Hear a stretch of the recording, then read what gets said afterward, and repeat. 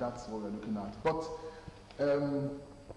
what inspired this, you know, is the crisis you are seeing in Edo State and even in Ondo State. Does this bother you, Barrister Bangwala? Does it bother you at all? Or you think what is happening in Edo and Ondo is just one of those normal things that we see in Nigerian politics? Well, I will start by saying that, well, it doesn't bother me, because if you look at the political scene of Nigeria, if you look at the political environment of Nigeria, if you look at the psychology of the people in politics in Nigeria, their behavior may not be far-fetched from what we have heard from the likes of Howard Laswell, who said politics is about grabbing power, sharing it. And Howard even moved forward by saying power is about who gets power and how it is being managed. But we can't talk about the political behavior of the people now, the actors in Nigeria, without talking or asking the moral question whether we have political ideology at all in Nigeria. We have the PDP that's supposed to be an oriented party, a political party with ideological orientation. Then we have APC, who call themselves the progressive. But you will note that the people in PDP are always cross-carpeted. In fact, the new words now in Nigerian political dictionary is defection. You see them moving from one political party to another. Why? This is because their interest is paramount.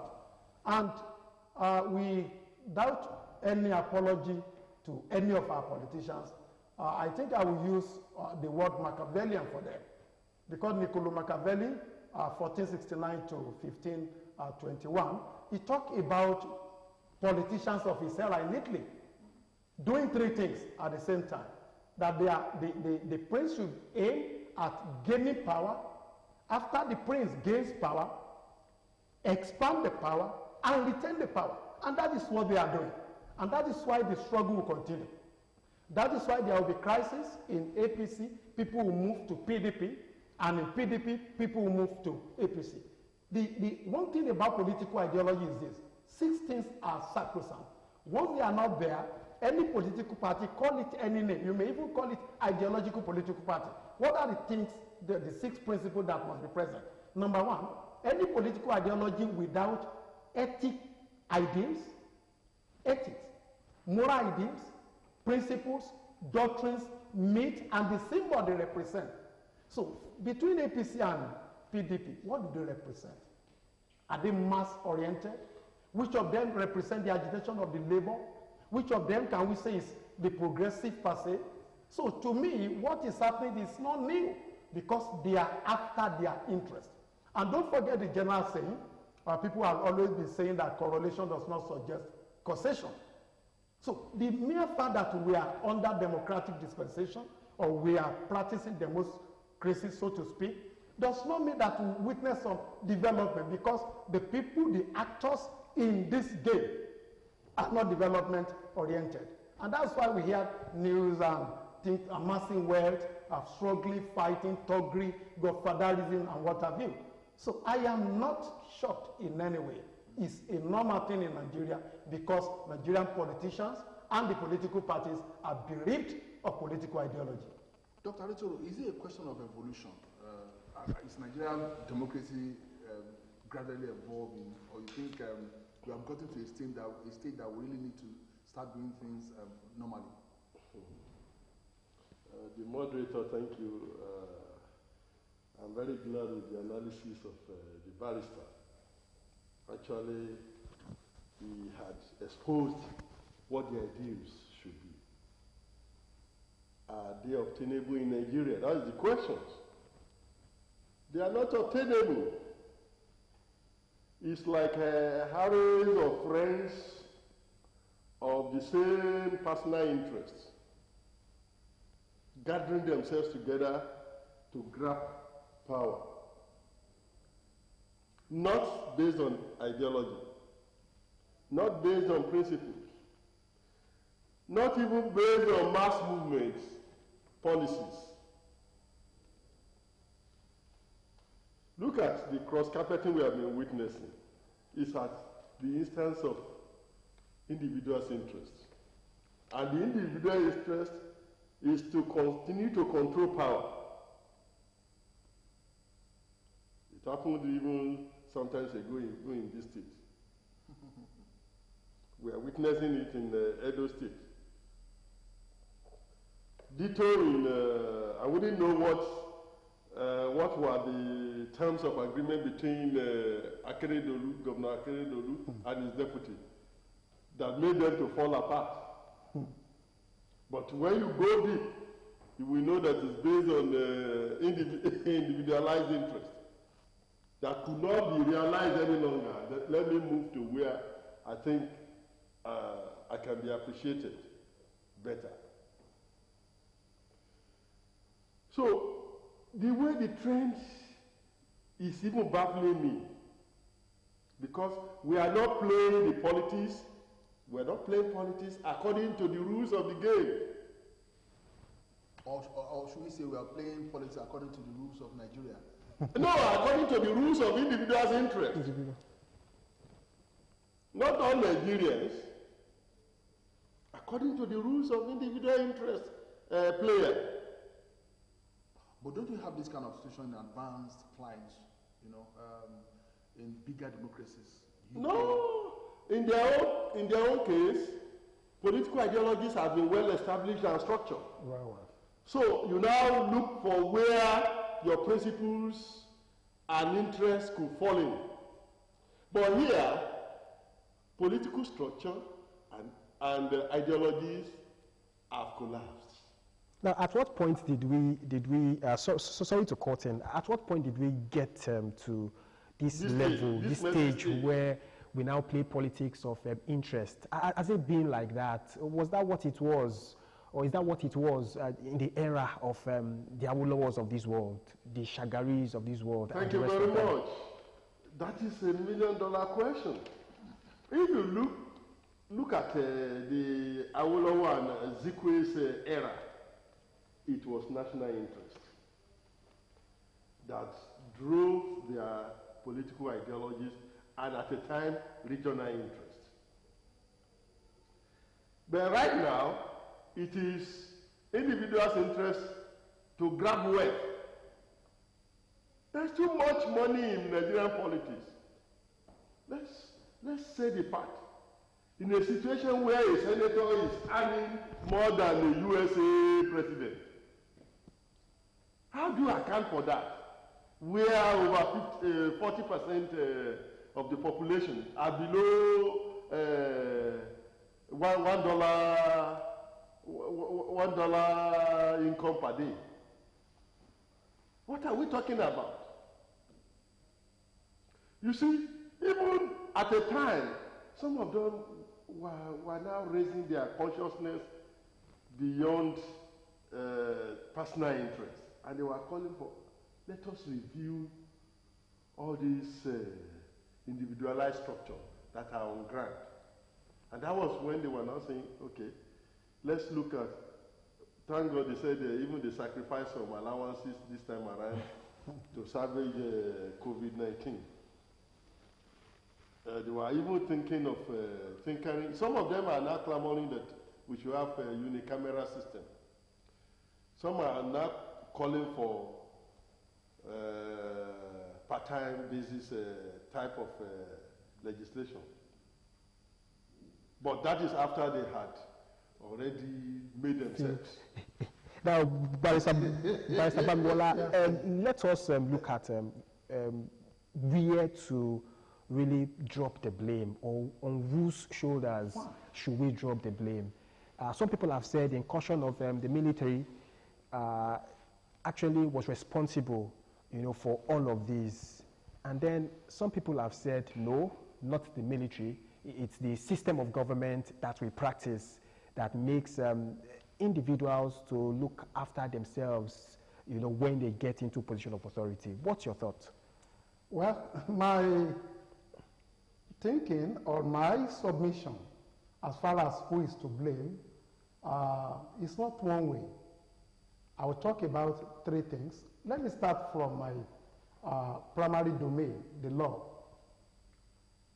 Electoral Act 2010, in its section 87, subsection 1 and 2, says there should be eternal democracy in all political parties. I want you to follow me sequentially. In fact, subsection 1 of that 87, of that section 7, says there should be primary elections. And when we are talking about internal democracy or intra-party democracy, we are talking about the party supporters or followers or members electing their representative who will represent their parties. But the question is this before I go far.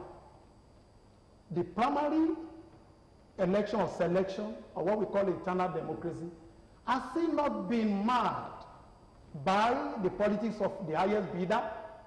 That's the first question. Delegates, some will collect maybe 100,000. Okay, if this one will pay 150, the highest bidder 250 will get the vote. Some even pay in dollars. That is not where I'm even going. Subsection 9 of section 87 of the Electoral Act 2010 says any party or any candidate who emerges outside the provision of subsection 1 and 2, in other words, primaries, shall not, the language of law is shall not be recognized for the general election. But shockingly, unfortunately, December 31st, 2010, that subsection 9 was expunged. It was removed by the amendment of December 31st, 2010. The law was enacted 2010. Of course, it was 2006 before. Now 2010. Then another amendment in December removing that clause that says any candidate that emerges out of non-observance or compliance of subsection 1 and 2 will not be recognized. Now, what happened? The amendment, section 19 of the amendment, which amended section 87 of the Electoral Act, inserted another subsection, which is subsection 10, and says, notwithstanding the provision of this act, no court has power to stop the primaries of any political party in case that political party does not follow internal democracy principles. In other words, courts cannot even stop the primary. And he said the primary and whatsoever the election will go on, notwithstanding the fact that there is a pending suit. In the first place, the Electoral Act, our National Assembly people, for this their same selfish interest, amended the Electoral Act to fit into their own purpose. Thereby, zero for electoral, for internal democracy. And we witnessed the same thing in Ogun State, when the crisis occurred in APC and some people moved to APL. Why? Because some people claim that the primary was marred by irregularity. And to the best of my knowledge, people from Abuja, from the party came, and the crisis, all of us, we are not new to what it caused. And some people are trying to come back now. Then, another thing is this. I will take time to tell us the principle that are embedded in democracy. Democracy, the word demos, means people. Crazy is a corrupted word from kraten, meaning by people or for people. So democracy is government of the people. That's why Abraham Lincoln said, democracy is government of the people, by the people, for the people. Now, the issue is this. Certain 5 elements must be there. The first one is equality. In a democracy, equality is talking about one man, one vote. The second principle is saying sovereignty of the people. People have the power. So I'll come to you, Anchor. People should be blamed. The blame should come to the sovereign because they can do their manipulation, they can do their substitution method, they can do the elimination method, you know, quadratic equation in mathematics. But when it comes to election, the sovereign, the people that hold the sovereignty, should be able to say, no, this candidate did not emerge out of the principle of eternal democracy. We talk about the third one, which is after equality, after sovereignty of the people, we talk about individual rights. We talk about rule of law, okay? And we talk about individual liberty. So my major concern is the equality of everybody, one vote, one man, one vote, and the sovereignty of the people. So we should blame people.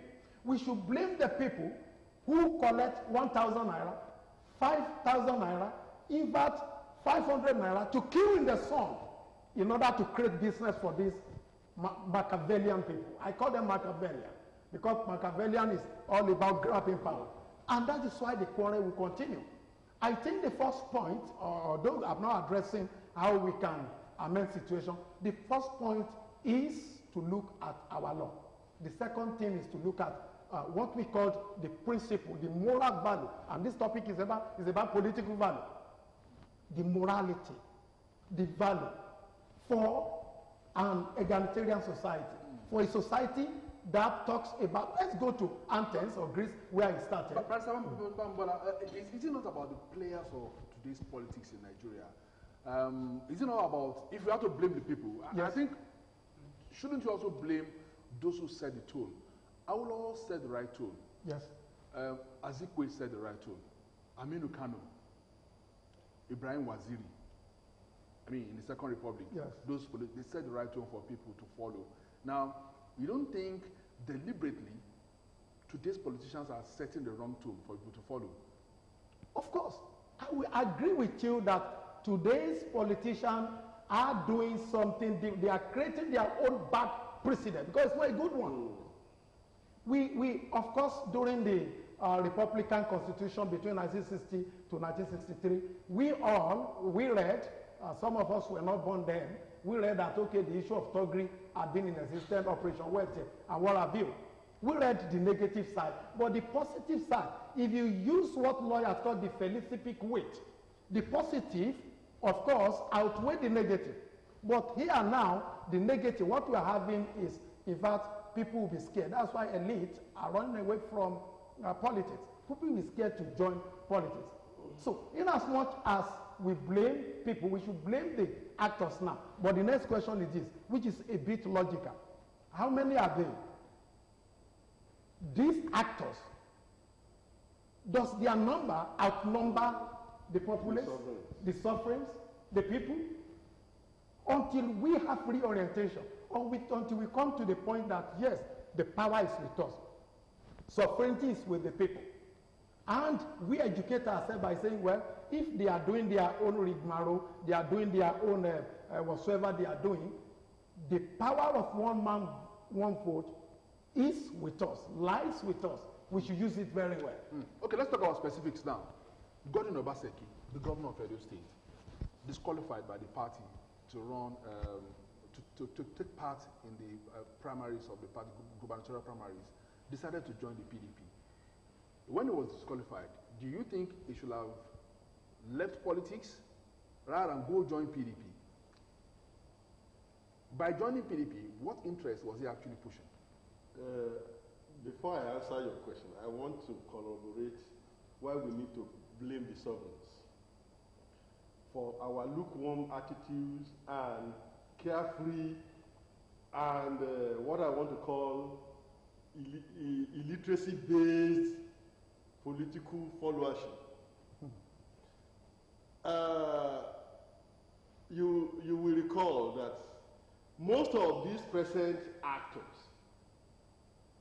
in my inaugural lecture, I did say majority of them are political strangers in our land.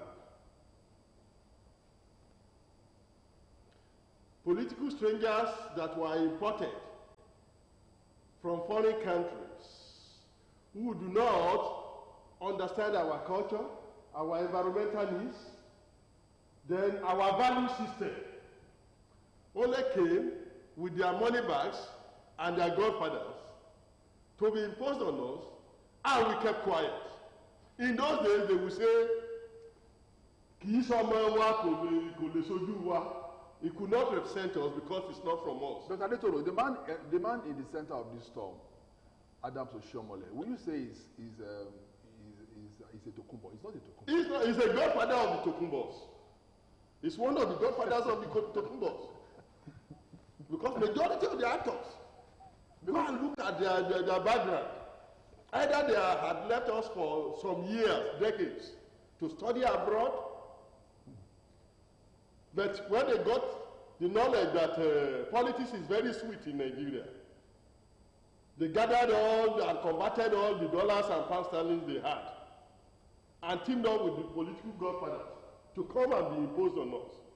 And that is why we are having the mess we are having. Otherwise, what is the morality for anybody to start tinkering with the electoral act that have put the best structure in place because of your selfish interest? Now, to the question I asked. Now to your question. Obaseki, I mean, Ambode also came to my thought now.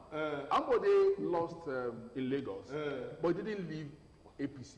Those who lost, who fell apart, are those who never played the beat of their godfathers after they had gathered much from political power. Go and study it. What made them to fall apart is always between the godfathers and the political players. So in this situation, Oshiomhole, the godfather, he is part of the blame. Because, you know, unfortunately, and he's a comrade, where he belongs. And he's following them to play this Machiavellian politics. Because of selfish interest. What has changed him? He used to be a comrade, a firebrand. What has changed Oshiomhole? What has changed him is the political environment he met at the time he met it. And they needed a comrade with courage to join the team, to forge ahead. And he got there, and he was having his way. And he became one of the godfathers overnight because of much money. In fact, if you see what we are talking about, his assets and so on now, you will imagine that this was the comrade that was fighting for our right as Nigerian workers just a decade ago. Because Nigerian politics is too sweet. Just like one of my leaders in the academy said. He said, that center is too sweet to say no. So can't we say it is the system, really? The system is really not conducive, you know, for sincerity to come to the fore. And so conditions available right no matter how good one is, they had already tinkered with removed all what could have brought sanity into our politics from even electoral law. Okay, so don't you now think that the people, the masses that you have apportioned... It is now left to the sovereigns now, to say no. Don't you think that they are powerless? I mean, in a situation whereby the system is actually the problem, it has caged them. And that is why the poverty weapon is being used. Even this COVID-19 is part of poverty weapon now, because it has been used as, don't go out. Don't go out to come and see what we are doing. I don't want us to go to COVID-19, please. All these are part of political weapon. It's a heavy even at the higher level. Yeah, but when you say a lot of controversial theories are surrounding. Well, let me say this. For doctor has academic immunity. He can say anything and he's covered. For me, I'm partially into academics, so part-time basis. So I don't have the immunity. He's free to say whatever. But by way of addendum, yes, let me say this. Really, if you look at it, this system everything is frustrating. But by addendum, corroborating what Doctor has said to my brother's statement, we have one of the best systems. One of the best systems. But anything can be corrupted. Our own what we call political framework or political structure has the resemblance of that of United States of America. Okay? Now we have other political parties. Mentioned them, Labour Party, all these parties. But who hears about them again? We talk about PDP and APC alone. In other words, we have two-party system. But in reality, I will tell you and I will submit that we have one-party system. Because the same people that are in PDP are the same people in APC.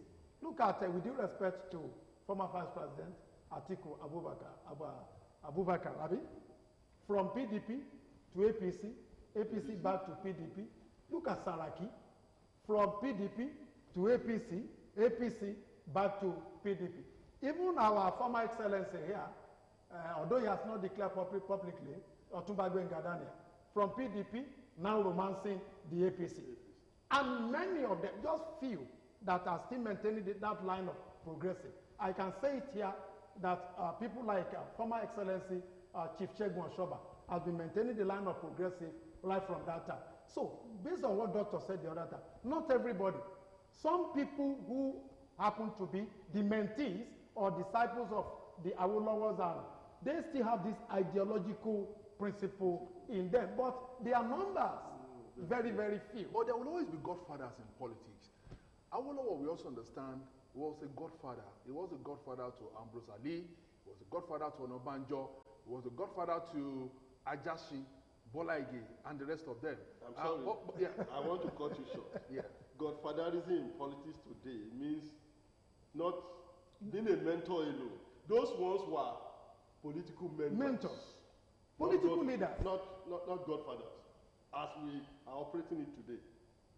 They were political mentors, and they mentored these people with their ideologies and principles, and that is why they remain there, but very few. Very few. You can count on very few of them. So as I was saying, we have few of them who are still ideologically oriented as far as Nigerian politics is concerned. But the issue, let me come back to the issue of our system.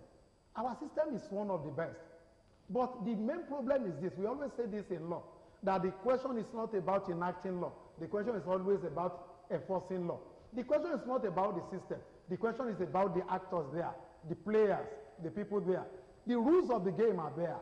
But are we following those rules stricto sensu? Are we following them the way they should be followed? And again, we can't talk about godfatherism without talking about money politics. You can't be a godfather without the money. It means by the time you were coming in, you had nothing on you. The financial muscle of power to actually see the application or the coming to pass of your ambition was not there. Somebody dropped this money, and you must have a say.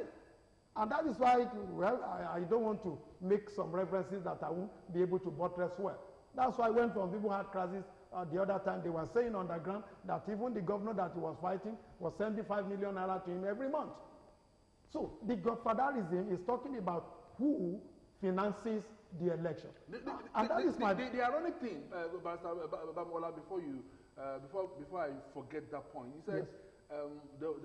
There is this accusation too that the governor that Oshomole, is fighting, Obaseki, that is fighting, sends him 5 million naira every month. But you see, in public discourse sometimes too, Nigerians will say, that money is even too small. The money is too small, And that is the problem. And that is the problem. I want you to let me just say this. Sending money to him and they are still fighting, quarreling, and this, can we now go to the root of the problem? Bible says, I don't want to sound religious, that the love of money is the root of all evil. The same Bible says, money answereth all things. The major cause of this problem is not about the welfare of the electorate. The major cause of the problem is not about developmental projects. The major cause of the problem is not about how resources were allocated. Of course, one of the fine theorists in politics, whether Weber or William Okolod was saying that politics is about effective and effectual allocation of power. But sometimes it may lead to conflict. What they are having now is conflict. Of course, it's normal. But who are they fighting over? Are they fighting over Edo Road to maybe Ekpoma that has not been tarred? Are they fighting over the salaries of university lecturers in Ambuzali that have not been paid? Or water supply? Or water supply. They are fighting over their pockets. And let me come to Ondo State. With due respect, I don't know the cause of the crisis, but my learned senior and learned Sikh, who is the governor of that state, is supposed to know better. So for us to be having crisis now, and that comes to the question you earlier asked, that what changed Oshiomhole? He used to be a comrade. If Akeredolu has changed, senior advocate of Nigeria. What changed him? Could it be the environment? Could it be the regalia, the things attached to that office? Could it be power? Of course, the theory says absolute power corrupts absolutely. Could it be? So they are there. The thing is that my doctor said, one of his academic mentors said, the place is too sweet. The center is too sweet. Too sweet. To say no. Maybe it's too sweet to say no to certain things. Maybe I should bring in this. I wouldn't know. Because we're getting too serious. Maybe some comic relief here. What changes legal practitioners? You could also, yes. if you find yourself in a public office, yes. You know. You see, I don't want to say negative thing about myself. Okay. It will be very hard for some of us to get to public office because politicians are very wise. They know those that they cannot manipulate. They know those that to say no, we can't do it this way, and they will never allow them to get there, even if they want to serve. Another thing is getting there is another thing. Everybody is easier said than done. Anybody can say anything, but imagine sitting in my office and somebody says, His Excellency or Honorable Commissioner, sir, there is a Prado 2020 outside with this is the key. The grammar may change. I'm not saying the grammar will change. The grammar may change. So the best thing for me, if I want to continue with my activism, is to avoid certain things. Because in Daniel chapter 1 verse 8, the Bible says, sorry for sounding because the Bible is in my head too, said Daniel proposed in his heart that he will not defile himself with the king's meat. So if you know you can't beat them, don't join them. And if you are going there once, that's what some people have been saying about the vice president. If that office is not befitting again, resign. If you know you cannot beat them and you join them, honorably, we have people like Ebitu Ikwe, the man who resigned from the military that time. If you know they are not taking your point, resign. If you can't beat them, leave them. Then Nigeria will be perpetually under this kind of situation. That's the problem. Isn't it? That's the problem. You see, starting from the laws that they have been manipulating, and they have been manipulating all these laws selectively. We have been calling for a holistic overhauling of the military handed over Constitution. But they refuse. They have just been picking their own the sections that interest them, which they feel that they can actually use to galvanize themselves to the stardom they are looking for. Doctor, I'm not cutting you, sir. I don't want to forget this point. And Nigerians should be praying seriously and talking seriously so that third time agenda is not smuggled into the constitution. You can continue, doctor. You see? And of course, it's been midwifed. It's been midwifed several times. So, and they say when the foundation is faulty, the foundation of any politics is the law that governs the politics. Very well.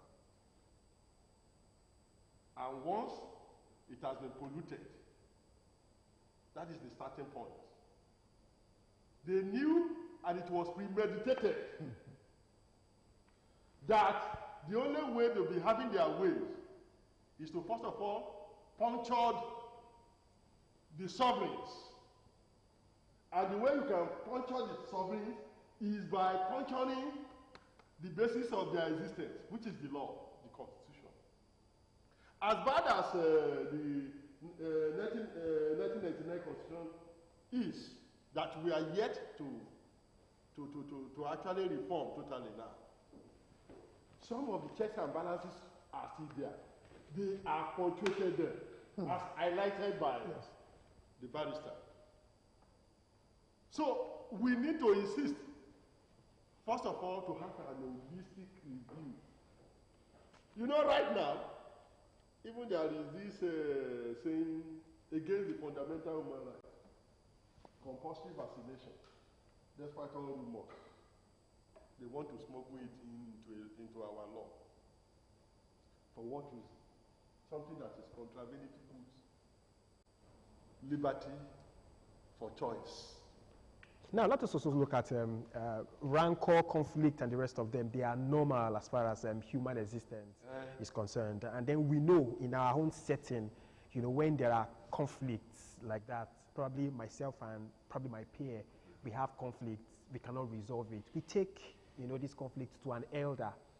And Who then are the elders? The elder resolves, you know, this conflict. And then and then Who are the elders? Is he the godfather of polluted politics?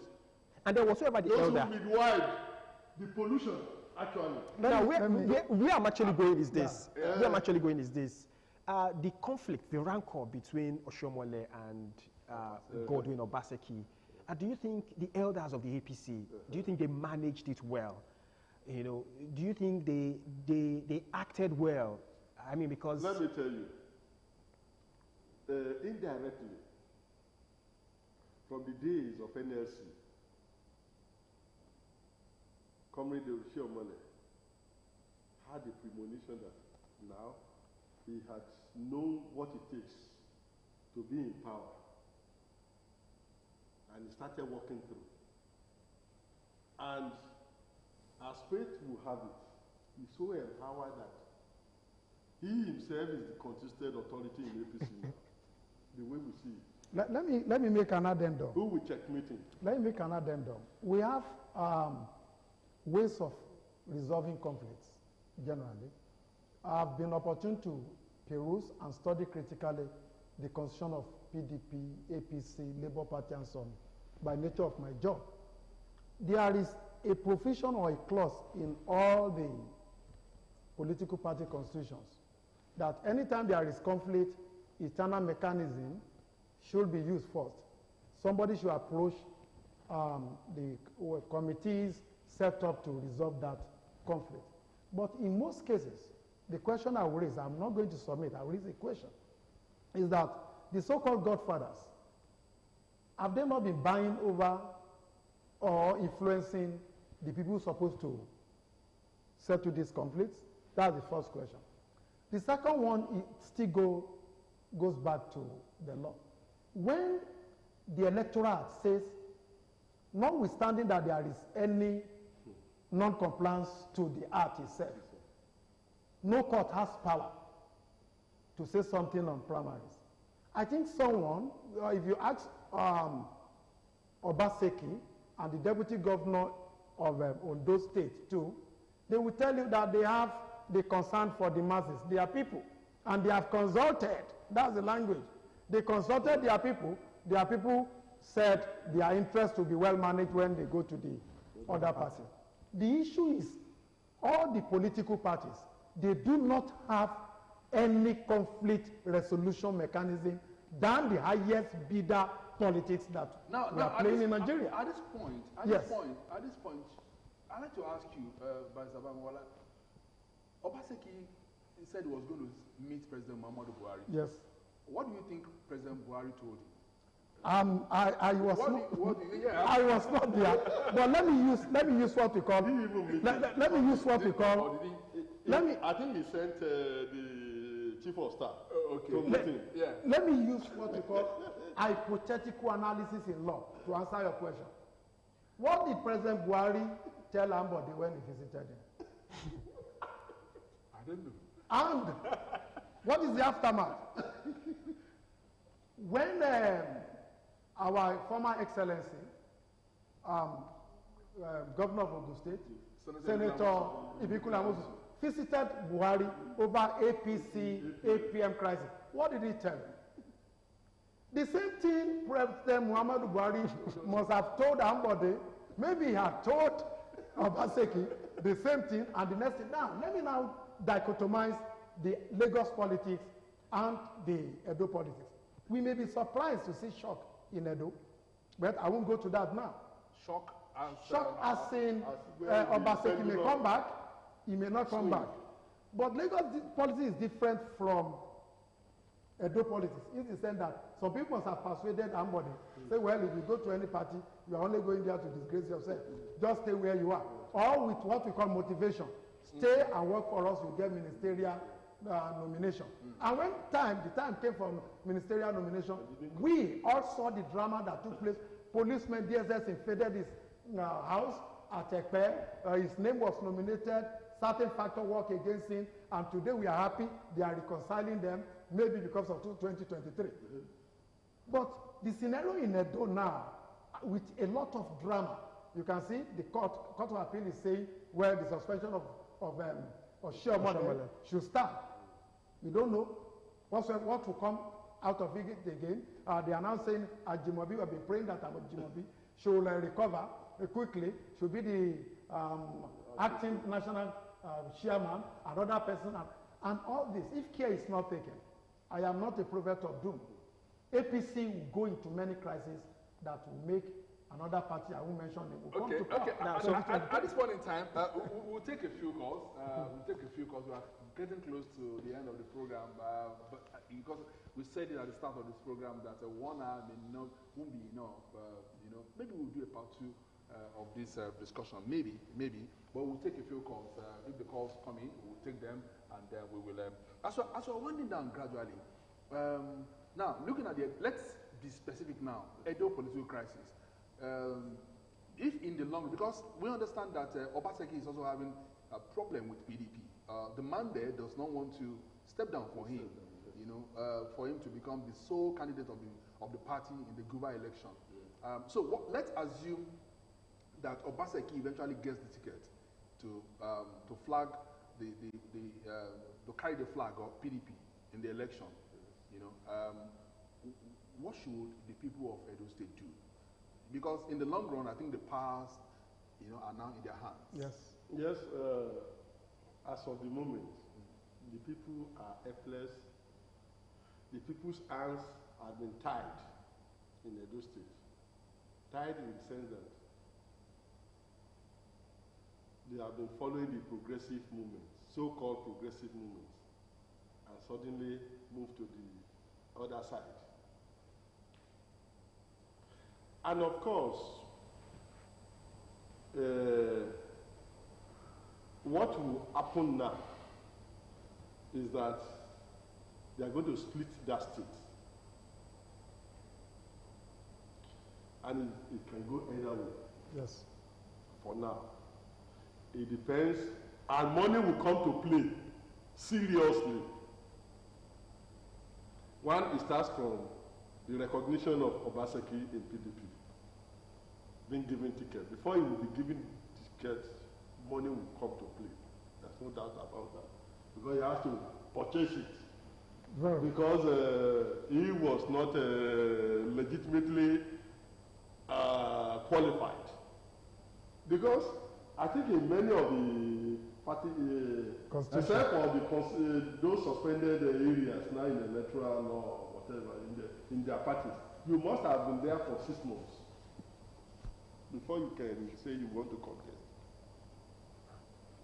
But now, because of lack of respect for internal democracy, anything goes. It could be automatic for him. It could be automatic, but he has to play he has to buy the highest bidders policy. Yes, he has to buy the bid. Now, and from there, he continues buying the bid till even to the electorate. And so that's why it's going to be a contest between Oshiomhole and Obaseki. Forget about whoever APC puts there. The contest is between Oshiomhole and Obaseki, and they are going to use highest bidders force. Now, I just hope that Edo people should learn from Oyo State, where Makinde emerged as the governor now. Really, I must commend the people, I must commend the sovereign, I must commend the electorate. This time around, they are getting sophisticated. They are getting advanced every day. So we should be talking about what will interest the community, what will interest the general public, what will interest the state. If they weigh Obaseki and whosoever APC is bringing on board, and they perceive within themselves that their interests will be well managed by Obaseki, so be it. They should give it to him. And if it is the other man from APC, they should give it to him. But one thing is sure, which I will say, without any apology, both political parties have no any ideology that the masses should be looking up to. What is the likelihood of Obaseki having won the governorship in that state, going back to the APC. I mean, because he was giving waiver, and his deputy was also giving waiver to run on the same ticket. And then one of the conditions that was given to him was that he will be the one to fund his campaign. And then he said, yes, he still has friends who are governors in the APC who will give him fund to run the campaign. Because of time, okay. We use cases to support our argument in courts. Okay. And we call it authority. And I will use a case to support my submission. What happened to those who left for APM?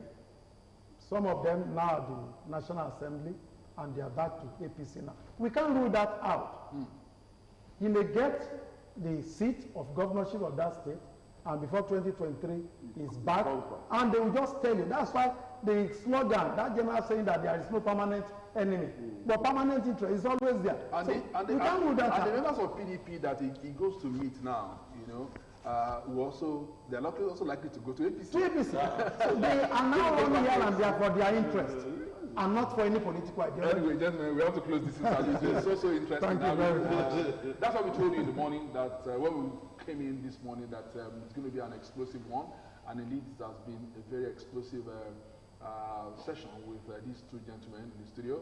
Barrister Kennedy Bamiwala, we thank you so much. Thank you very much for coming back after a long time. Thank you very much. It's COVID though. Yes. COVID-19. So we have to stay safe. We are compliant here. We are compliant. Very well, very well. Dr. Aditoro, thank you so much. Well, it's always my pleasure. Thank you so much. Romancing with you people. Thank you. You belong to the progressive. I think I have to thank Doctor too. Doctor, I will shake you. I will do that. Thank you very much.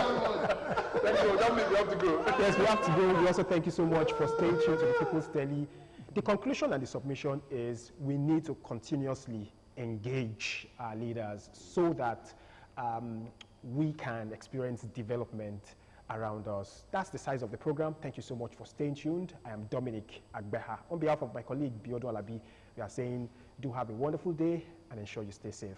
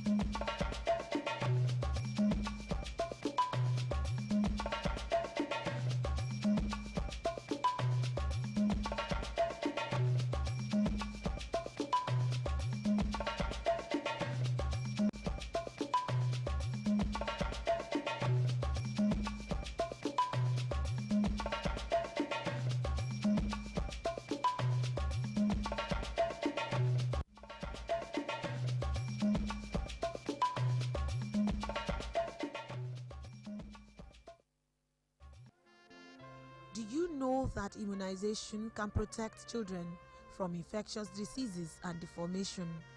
Protect your children from childhood killer diseases like measles, polio, smallpox, whooping cough, mumps, and so on. The children of today are leaders of tomorrow. To have a healthy nation, immunize your child today. Happy birthday to you.